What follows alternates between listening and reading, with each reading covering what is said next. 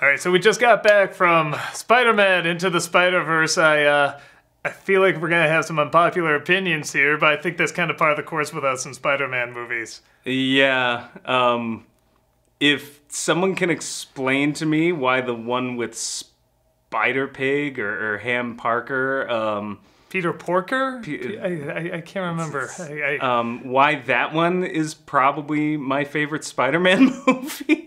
I love it. I love the web-slinging shit out of this movie. And it might be my favorite. It really might be. Get what happened here. I don't get where this series as a franchise went so wrong. And how is this the track back? That this is the one that feels like it got mostly everything right. But it got everything right in a completely new, unique, crazy way that, funny enough, what Sony usually does is it throws too much shit at you. And this kind of does it. It does too, but it understands what to focus on. It's captained by people who know what they're doing. Yeah, and have a good sense of humor and like trying really new things. Sony's problem is always that they'll get somebody with some talent, and then they'll be like, here, you need to put Venom in this. Here, you need to put this in this. Here, you need this. We need this. We need this so that we can set up our other franchises and do this. And these poor people who may have talent are basically being undermined by the studio the whole way through. It happened to Sam Raimi. I personally think it happened to Mark Webb. Like, I don't think... it must have happened with the sequel. Yeah, yeah. I don't think Mark Webb is, like, an awful director, you know, and so now, finally, like, we've got kind of 2 in a row now where Sony, it seems, has backed off, and just, literally, it seems like they must have done some shit with Venom. I was gonna say, I am shocked. Okay. This is the same year Venom came out. I'm not talking about Venom. I'm talking about Homecoming. Oh, but that's a good point. I forgot about Venom. Homecoming's not Sony. That's Disney now. I thought, wasn't that some... Didn't they cop some sort of deal with each other to make that thing? Oh, did they? I don't know. I don't know. Just correct us in the comments. I forgot if it was something where they were, like, working together, or... Because maybe they just say, well, maybe that's why. Maybe this... But I finally feel like, okay, well, if they didn't have anything to do with Homecoming, then in this case, this is the first one where it feels like there's so much shit in this movie, but I feel like the studio just backed off and was like, well, if you think this is gonna work, like... this is one of those movies where they either completely backed off and let weird be weird, because it's like Phil Lord and Christopher Miller and stuff like that, guys who did the Lego movie, and we're already kicked off of another movie because it was too weird with Solo. Now I'm really wishing I knew what the hell they did. Because Solo was not good. Oh my god! Yeah, I'm really curious. It may not have been, and that might not have been good either with them in charge, but it would have been more interesting. But this is the first, outside of Marvel, where they set up this cinematic universe very cleverly, and I'm like... 4 times, even! Yeah, no, I'm like, shit! I want to see a movie on every single one of these characters. Like, every one of them! They set up... You know, this is what drives me nuts, because, like, Homecoming was, I thought, a very good movie. It was a lot of fun, you know, Holland was the best high school Peter Parker I've ever seen. And definitely Michael Keaton was the best villain the series had ever seen. And honestly, Michael Keaton was the best thing in the movie. It was also a movie about nothing. Like, it was literally about nothing. I had no understanding of what made Peter Parker tick. Rob, it was all about Spider-Man trying to impress Iron Man, which is what Spider-Man's about. Oh, wait, no, that's right, that's right. Stark, they mentioned very briefly Uncle Ben. Somewhere they tell me it's in there, but that was apparently the focus of the movie, and I missed that, as a lot of people have pointed out. That no, it's about Uncle Ben. Couldn't you tell by he wasn't in there at all? Couldn't you tell by that one time Uncle Ben got just dropped in a throwaway line somewhere? Yeah, that's what it's all about. They got it. See, it's all Uncle Ben based. Like, we explained the whole thing. And then you have this crap where he's trying to, like, connect with his family and his father, and he's got this uncle that's kind of on the outside. They needed more impressing Iron Man. That's the definitive Spider-Man. We'll get to that. Are you saying that wasn't the definitive Spider-Man? That wasn't the one that got everything right? No, I'm saying it's not the definitive Spider-Man. I'm saying we're gonna be unpopular. I'm saying it was a very entertaining movie that was also the Seinfeld of superhero movies. It was a show about nothing. Yeah. And just like Seinfeld is very hilarious, it's not like you come out of Seinfeld like, oh, the deep meaning of... No, it's a show about nothing, and that was Homecoming. Now, what bothers me is particularly the Uncle Ben thing. People are like, well, listen, you can't waste time talking about Uncle Ben again because it's been done to death. Like, we just can't. Meanwhile, this one had 4 freaking origin stories tucked into it, and they all delivered. They all acknowledge they're very similar. All 4 of them, I swear, didn't take up more than 5 minutes of screen time. And I want to know about all of them! And it gave me a keen insight into their character. 4 characters, 5 minutes, and I knew more about them than I ever did about Peter Parker in Homecoming. So don't tell me that. Now here's something we should make very clear, I think, going into that. I think this is very important. Spider-Pig's origin story is dark. But Nicolas Cage is one of the Spider-Mans. And he's amazing. Anyway, I have not read any. I mean, I know literally nothing about Miles Morales. Do you? Have you read any of the comics or anything like that? Like just the first few. Okay, I know nothing about Spider-Gwen, except again, she's from a parallel universe. I only know of, that's another one where I only know of her. I have not I didn't even know there was a Spider-Pig. I'm still wondering if there's a Spider-Noir. I'm hoping there's a Spider-Noir. Oh no, they're totally. Oh my god, I want to read that. Oh, you never knew about that? Yeah, you should check that one out. This movie does exactly what it's supposed to do, but it makes me want to see more, and it makes me actually want to go read the comics. But we are not going into this being like, oh yeah, they got Miles right, they nailed it. I don't know. I have no idea what the character is like. I don't know the origin, the backstory. No, you want to know the funny thing movie. about it? The really funny thing about it is, so the last time I read any Spider-Man seriously was like 1993, and I have not really touched much in the way of Spider-Man since then. And I can tell you that this got adult Peter Parker right.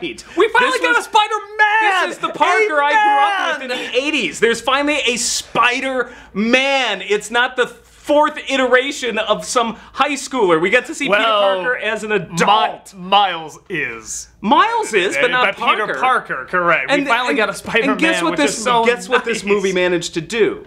At the other one, it gave us both. We got both a young Spider-Man and an old Spider-Man. And it gave older We got Spider-Boy and Spider-Man. It gave us older Peter Parker adult problems. Like, tough adult problems. And you see him actually go through an arc as well. Almost everybody, like, he goes through an arc. Miles absolutely goes through an arc. His parents go through an arc.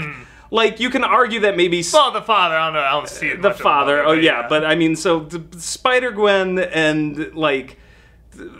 Noir Spider-Man and Spider-Pig, like, they don't go through huge arcs, but frickin' Penny Parker, she's got a little mini arc there. I was like tearing up at the end. I'm like, oh man, like, so anime Spider-Girl, like, basically, it's... This movie looks gorgeous. I love the hell out of this art style. The minute I saw the trailer, I got really excited for it. The characters are all really fleshed out. Even though they're throwing a lot at you, they are so entertaining and so funny and just it's so enjoyable to listen to and to see them swing around. It is just cool to see a ton of spider people swinging around. It's like never dawned on me. I'm like, yeah, how you always see one Peter Parker, and but now to see like 5 of them swinging around and doing flips and jumps and fighting all these bad guys, it's like, yeah, that is cool. Like, why wouldn't that be cool? What makes it work and what makes it so much cooler is you give a shit about the characters. Yeah. Like, oh my god, I cared about each and every last one of them. Even Spider-Pig had a few moments where he was trying.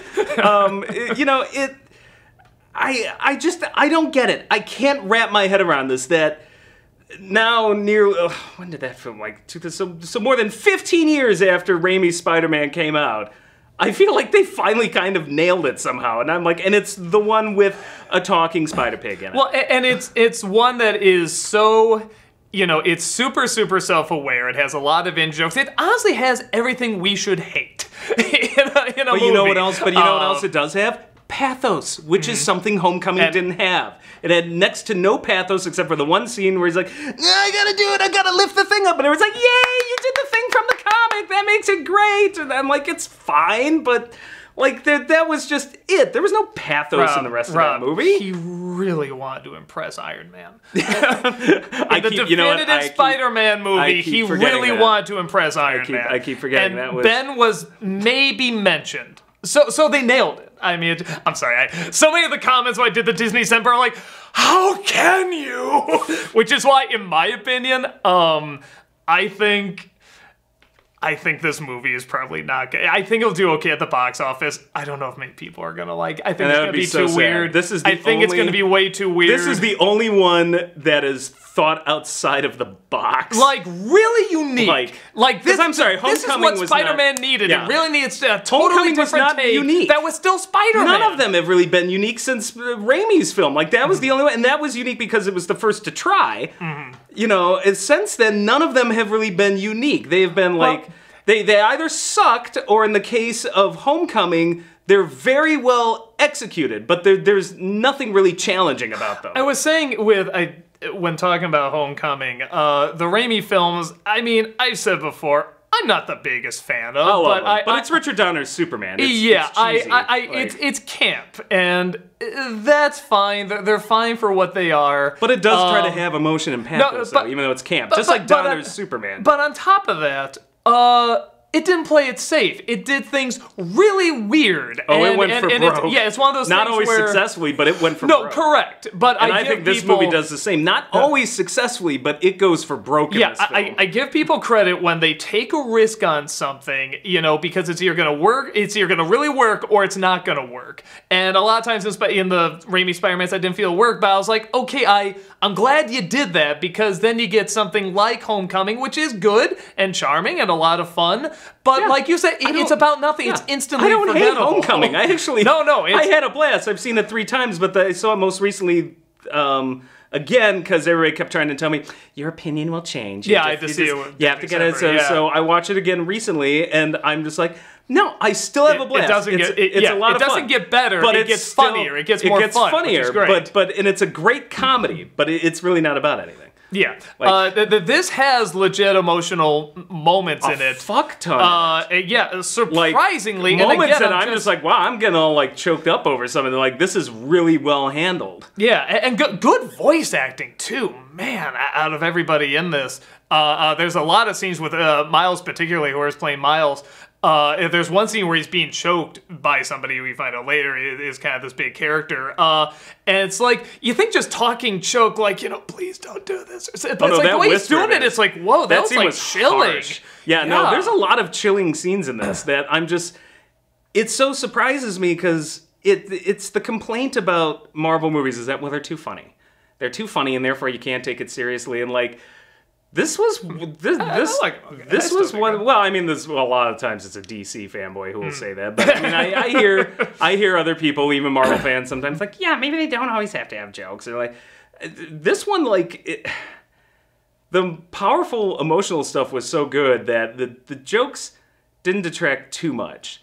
But if I have, and they're legit funny. Yeah, if I have one, like, I've got a couple minor complaints about the movie. One, I think, is I like look at something like Ham Parker or whatever, and like this talking spider pig, and the movie does these big emotional moments so good. That way you see the pig, and then you cut to Spider Pig, and I'm like, man, did they even really need to? Did they need him? Like, and Penny Parker's another one's like, so the art style on Penny Parker is like way more kawaii. It's anime. No, it's anime, but like the version that I remember seeing was a little more like standard kind of Ghibli anime, like a little more realistic, but definitely anime style. Like this is very really like kawaii, over the top, sort of like manga style. And so even that one, I thought she was great too. But when it kind of cuts to them, like because like Noir Spider-Man and Spider-Gwen, I can take like a little more seriously. Like, I can take both of them pretty seriously. But when it cuts to those two in these big emotional moments, I'm like, you know, this movie is so damn good, I almost wish they didn't have to throw those two things in there. Like, maybe they just weren't fully confident. It's like, no, we gotta go for Broadway. It's just so good that I'm like, yeah, it's a little hard sometimes. There's one scene I had a similar reaction. I mean, they pulled it out just enough because they framed it right, but where's the one I'm thinking of? There's one scene where Spider-Man, they want Miles to stay behind, and Peter Parker's gonna go. He's like, no, it's too dangerous. So he webs him to a chair and puts web on his mouth. I mean, like, covered like a mummy. He's covered into this chair, and then like his dad comes by, and there's this big emotional scene when he's got to do it in the Spider-Man clothes, in the Spider-Man outfit with the web just wrapped in this webbing, can't even talk, and you're supposed to get like, oh, he's really getting this big heart, and I'm like, if they do it like this isn't gonna work. But they thankfully got tighter on his face and his eyes. I'm like, okay, that's good. But there was a split second where I'm like, this isn't gonna work. You know, it was pretty goofy, and I also have to question his motivation, because like if who's gonna get him out of that? If I was seriously like duct taped to a chair, like I'd be like trying to make noise or something, like get me out of here. Like no, but he also doesn't. I guess because he's in the spider suit, maybe. But then but he also he doesn't want the father to know. I feel like that's not his play. That's not a. But it just. But yeah, he sat there. But you know what makes that scene work is that, one, like father's having an emotional moment. Two, that's every parent's dream to be able to talk to your teenage son and not have them talking back. But three, it's the exact same freaking scene, and they do it twice in this movie that they did in Homecoming with like the lifting up, because I gotta channel in all my like courage to escape or whatever, or remember what it's about. Only you know why he's doing it here. Like, the speech his dad gave and everything, it's like, okay, I get what's flowing in this character's head. So something else that happened here... you just didn't pull a scene from the comics or be like, well, we're gonna shove this piece of wall up and it's gonna be this big important... You got why it was important, because the movie set everything up to tell you why this was important to this character, why this is the moment that he's gonna come into his own. And he did it again, too, in like the whole climax. Like, you know, when his dad's basically looking on, and it's like, oh, everything's getting rough, and he's got to, like, you know, fight back. And it's like, it's the exact same scene as Homecoming. I'm like, wow, it shows you how much context makes a scene. Because when you know what's motivating the character, the scene is so much better. And it's way goofier in this movie. Like, so much goofier, He's lifting a wall in Homecoming, and this one, he's just spider-webbed to a chair, and it's ridiculous, but... You know what's going on in his head, and that's what's more important. You know, in that scene with the father, you think he's gonna kind of say one thing. He says, it's like, and in a way he does, you know, but he doesn't say the exact words. I mean, he's gonna go and say, like, somebody has passed, which is something we already know, even he already knows.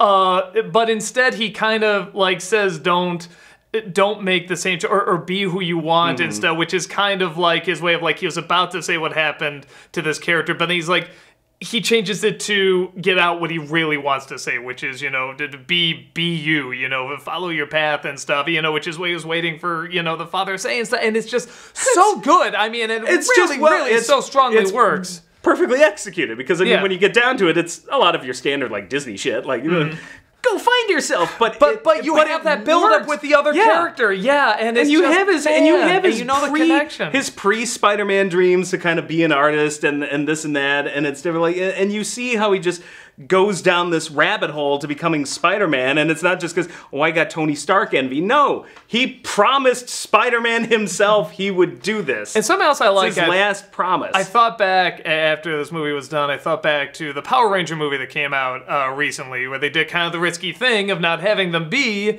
in the Power Ranger suits, doing all the Power Ranger stuff, until the end. They're saving it up. And in my opinion, it didn't quite work. And this one kind of did the same thing, where he's not in the black suit, he's not doing all the, you know, hardcore Spider-Man stuff that he's known for, but the reason it works here is not only are they building it up, not only are they getting the character down, but you have a ton of other Spider-Mans doing their stuff. We have a ton of other Spider-Mans. And it's so entertaining. It's great watching him learn and screw up, and them screw up sometimes too, with the different personalities. Him in that suit with his, like, wide eyes, it makes him way more vulnerable. You're really terrified for him. You're like, yeah, this is a kid.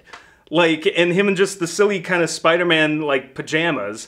Like, I honestly think you empathize with him way more earlier on, and then by the time he gets into the actual suit, you're like, okay, well, now he's badass now, you know.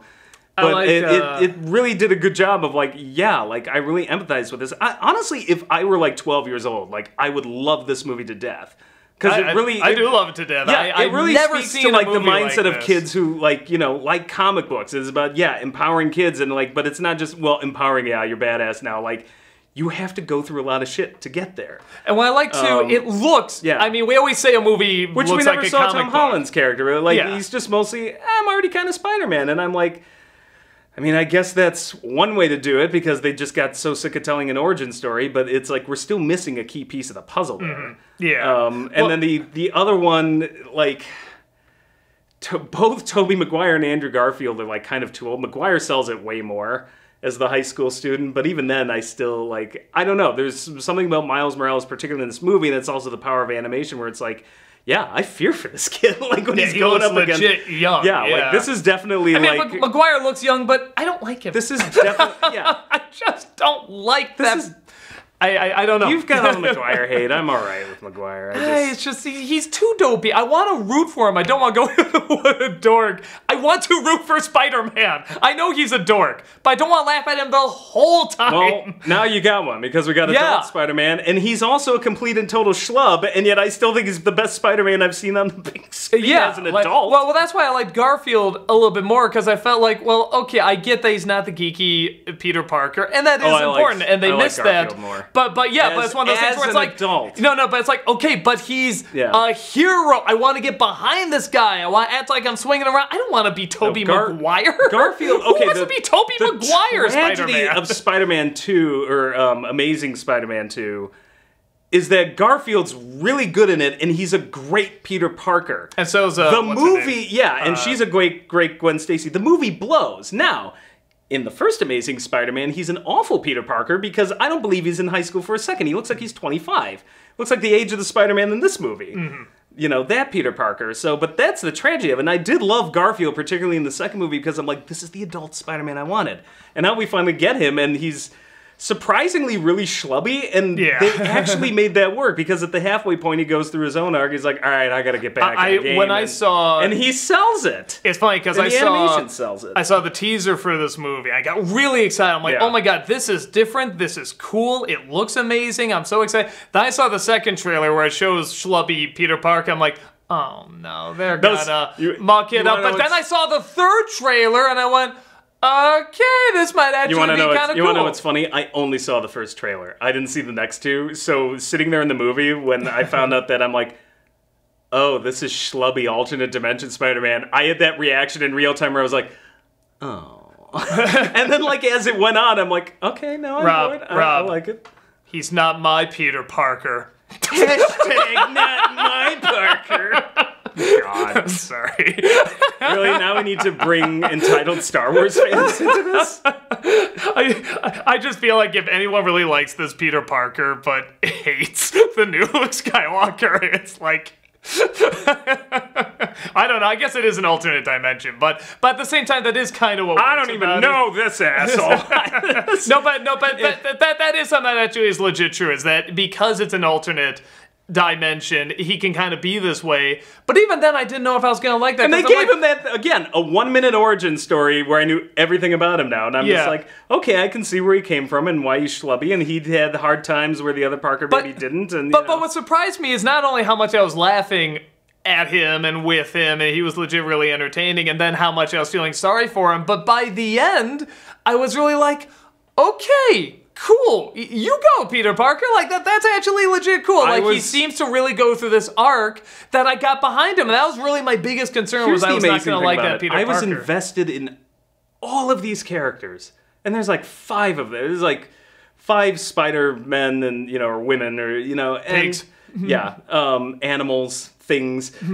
I was invested in all of them, and yet I was still invested the most in Miles Morales. Yeah, there's one bit where they sort of steer away for a little bit, and I was like, I want more Miles, and then they bring it back to him, like immediately at the point where I was saying I want more Miles, they bring it back to him. That was a problem I had with Homecoming. I'm really invested in the villain, and I think Tom Holland's a really funny guy, but I'm not really invested in his character.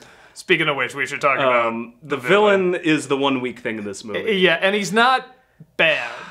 But it's Kingpin, and he looks like Gru from Despicable Me. That's the only way I can describe him. He's like just he giant looks like shoulders. The pig from Chicken Little.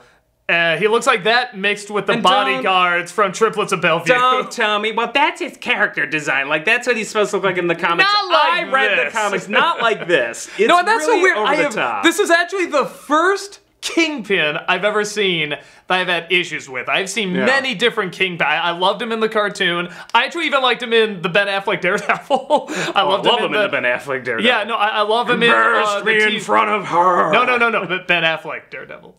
Oh, Michael Clark Duncan.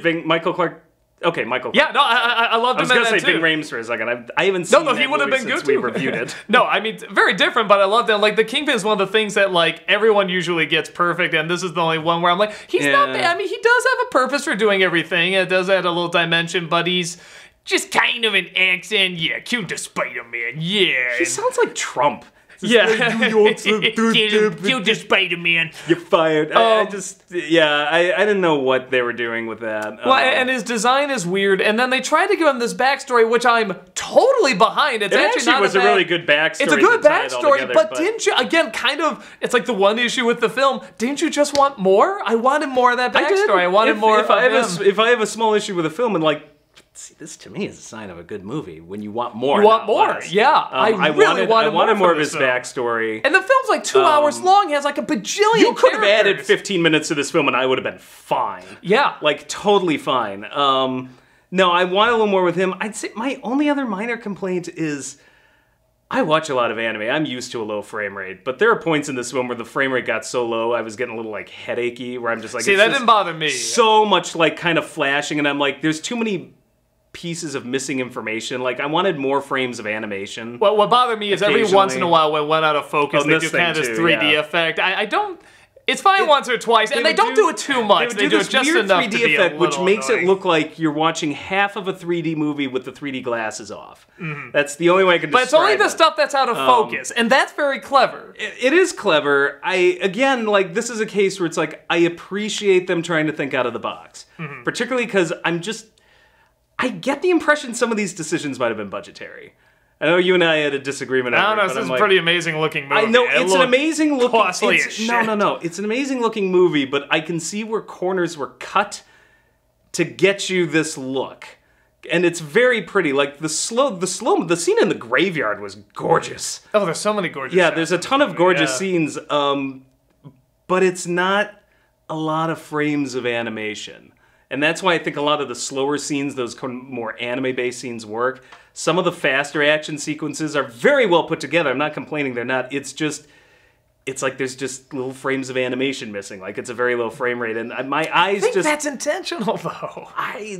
I don't know. I don't... Like whenever they even do the high five and stuff like that, like, it's never blurred like a lot of animation would do. You see every frame. It's intentional because it's in the movie, but is it intentional because, like, we want this to be an artistic decision, we're going to cut the frame rate down to nothing, I think or we don't have a lot of money, we want this to look super good, how do we cut costs? Well, lower the frame rate a bit. Like, I don't know. Maybe they... I think it was, but... You know what this also reminded me a lot of? I have no idea, but for what they had to work with, I think this is a stunning looking movie. Yeah, and you know what it reminds me? It reminds me of not a deal breaker. It reminds me of Scott Pilgrim versus the World, like, fully realized.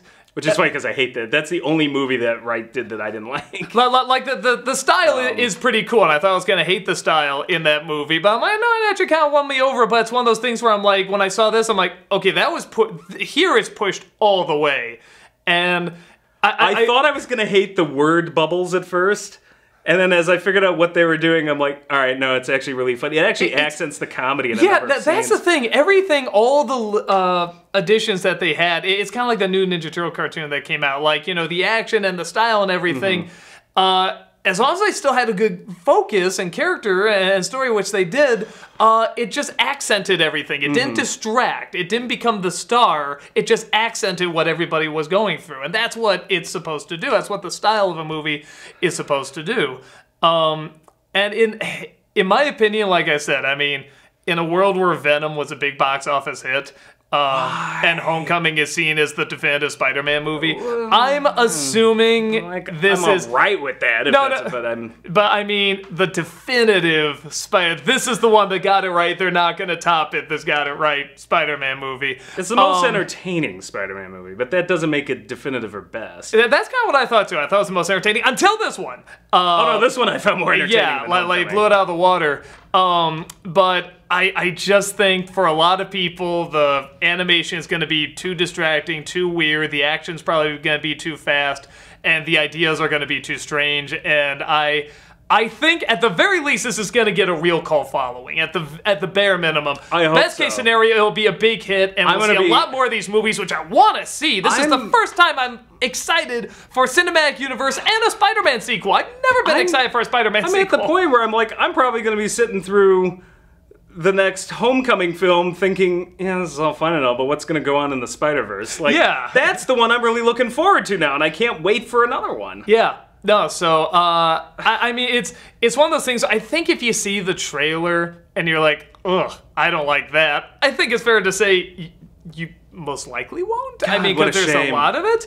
Oh. But, well, I mean, but we know, but if you look, you're like, that looks pretty cool. And I'm really open to this weird idea of these other spider people coming in and them interacting and seeing how that, you know, but to a lot of people, I get it. There might be there might be people that are like, look, I just want Miles' story. Just dive into Miles' story and nothing else. And it's like, well, fair enough. I get that. It did in a way that Homecoming didn't even do with Peter Parker. No, but I mean, like, okay, again, I haven't read the comic. I'm just going to assume that the Miles comic doesn't have a bunch of other characters, other spider characters coming in. It focuses more on different details of his life and stuff like that. Where this one, it definitely does focus on it. That's the main focus, but there's also all these other spider people that come in that are not usually a part of that comic.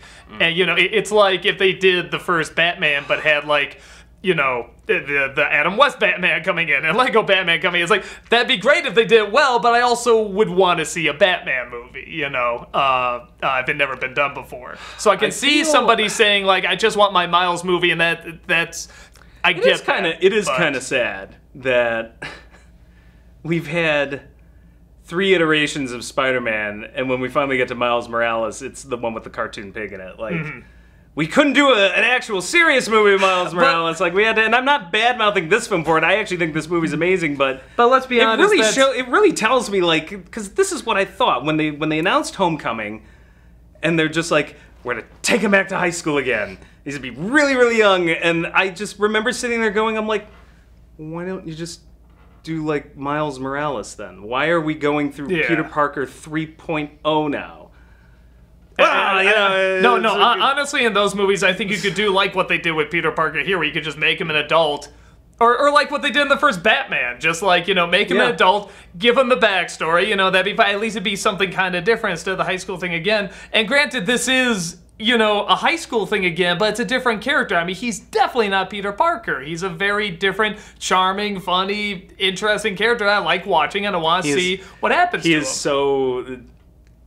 I just can't believe they finally got it right, where I'm just like, where's the 80s Spider-Man I grew up with? The adult Parker that was, like, wisecracking and pretty funny, and they finally got it. I still can't believe that I just saw that. Because I thought I was never going to see it, and this movie does it. You know, kind of schlubby, but even then... Well, early on, we saw the real one. Get the real one. And he was the same. They're practically the same guy. It's just the other one had a more schlubbier life leading up to that. But they're pretty much the same. They had the same character design, pretty much. Now here's my question, because, again, we haven't kept up too much with, like, the newer Spider-Mans or anything. So this Peter B. Parker, that's the name of this other one that has the gut, has things go wrong in his life, you know, he's kind of falling apart and everything. I don't read the comics, so A, is he a thing in the comics, and B, is he the one who sold his soul to the devil? That was my assumption. The same thing. I was just like, I wonder if I would. Gee, that would be amazing if that's what. That would be like the world's greatest in-joke. Everybody's memory was like, it can't. It technically probably not. Technically, it can't be, but it would be amazing if, like, they actually, like, did that, like, tried to connect it and just, like, in a slightly different way. But no, I thought, like. It's like, I don't know if I want to get into spoiler territory. You can just keep it vague, I mean. I'll keep it vague. There's just a lot of, like, heart-tugging moments. And then, of course, Stanley has a cameo. That was the one. That was rough. Like, and it's funny because it's played for comedy at the end of it, because they didn't know he was going to die before this came out. Here's what bugs me. Okay, I won't say what he says, because he pops up, but you remember the first thing he says in that cameo. What if they just stopped there? And had nothing. They haven't said other line. Wouldn't that have been amazing if that's the only thing he said? They could have. It would have been a last minute. Yeah, it would have been a last minute cut. But they could have done it if they have the little dedication at the end. Well, it does play it plays it up for comedy at the end, like a joke. And but it's both. Like it's a meaningful in the credits, moment they because have a it's nice Stan Lee, thing too, because yeah. it's Stan Lee, and then but it plays up for a joke at the end because they didn't know at that point that this was going to happen. This was like any other Stan Lee cameo. But it was really rough watching that. I was just like, I still think, again, this is like, just no. the biggest nitpicking. But if they, when you see the movie, you'll see what I'm talking about. The first thing he says, if they just cut at that moment, I would have just died of tears. I would have been like, oh, but they go for the laugh, and I'm sure that's what was in the original movie. And it fair enough. In fact, maybe that's part of it. It's like, oh, just keep it happy, keep it cheerful. But like, yeah, I'm just like, they just cut it the first line he said. I just would have been like, oh. No, I'll say that. You know what? Just put a yellow sign that says spoilers down. Okay, spoilers.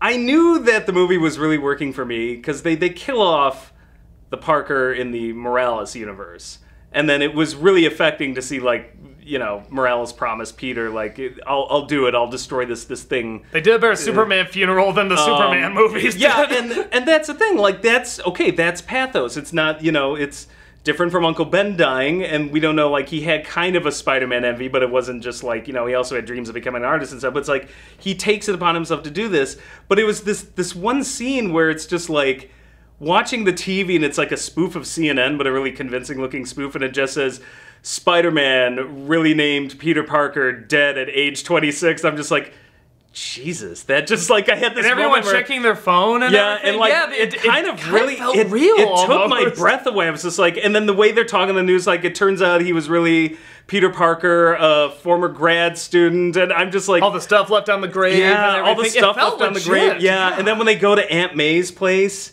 And like, no more fans, and like this and that. And she sees her, you know, older boy now, alive again. I mean, it's just there were a lot of scenes where I'm like, wow, this is really getting to me. Like, this is rough, particularly for something that looked like, you know, originally was gonna be some lighthearted kind of kids thing. And then in the same vein, like, so it's revealed.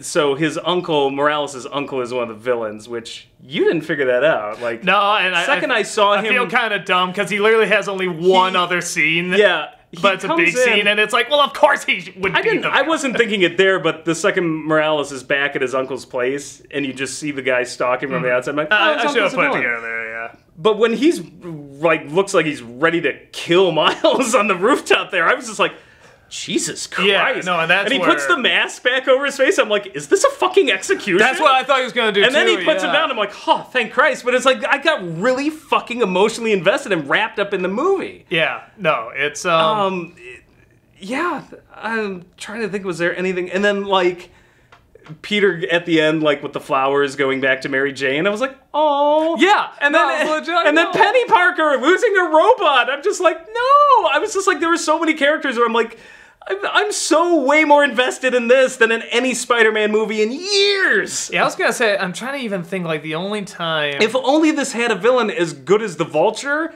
in Homecoming, this would have been 100% for me. Yeah. I'm trying to think, like, in the other movies, like, in terms of, like, legit really emotional, I can think, like, when they're passing him down on the train. Yeah, that was legit emotional. One.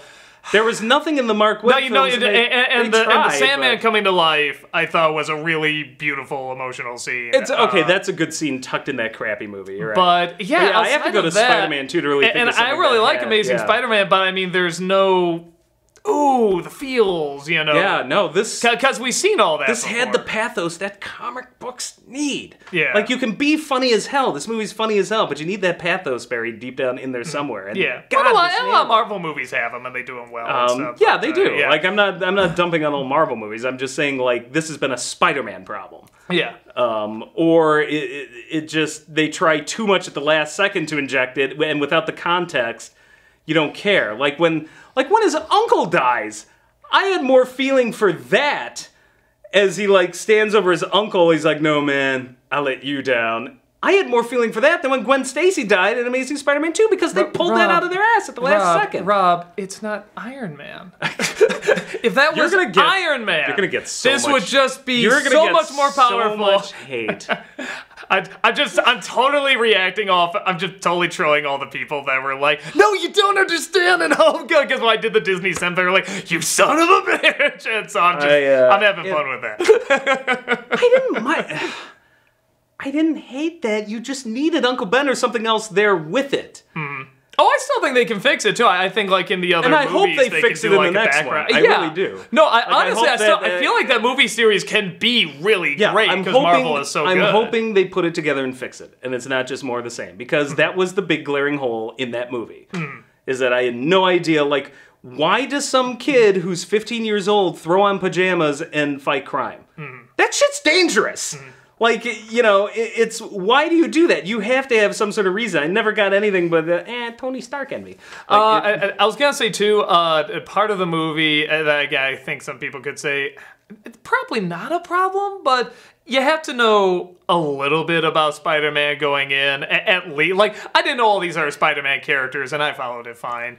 But I know the Spider-Man mythos, the original one, and I know the movies. You kind of gotta know Peter Parker a little bit. Okay, no, you need to know Peter Parker. So you need to at least be aware of Spider-Man. I do feel like we're getting kind of to the point, though, where that's like saying, well, you need to know Bruce Wayne or Clark Kent. I feel like he may be so much a part of the pop culture. Yeah, but that's still a valid point, though. If you're going to go in, like, if I've never even heard of Spider-Man, is this good to see? Well... No, because nobody will have seen this if they've never heard of Spider-Man, unless you're a little kid. Yeah. I think the only thing you need to know is that there are many iterations of Spider-Man out there.